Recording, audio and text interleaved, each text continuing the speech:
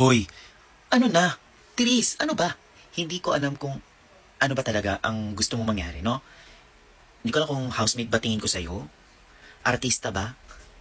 Alam, pwede ka talaga beauty queen. Nakakaloka. Ang ganda mo. Ano yun? Ito pa ha, wait lang. Oh, ano yan? Bakit may paganyan pa? Ano na, Therese? Nakakaloka ha. Grabe. Di kita kinaya, girl. Pakaganda. Balik tayo dito. Kasi dito ako sa kanya ganda-ganda eh. Grabe, no? Guys, kontrabida, artista, housemate. Diyos ko, konti na lang. Papasok na yan. Pageant na yung papasukan nito. Diba? Nakakaloka, oh. Pwede ito ng Miss Grand. Pwede rin to ng Binibining Pilipinas. Huwag niyo pasukan yung Miss Universe. Pwede siya doon. Kasi nga lang, for me, hindi ko siya nakikita as Miss Universe doon sa format doon. Nakikita kita doon sa dalawa. Miss Grand or Binibining Pilipinas. What do you think? Ganda! Grabe. Uy guys ha.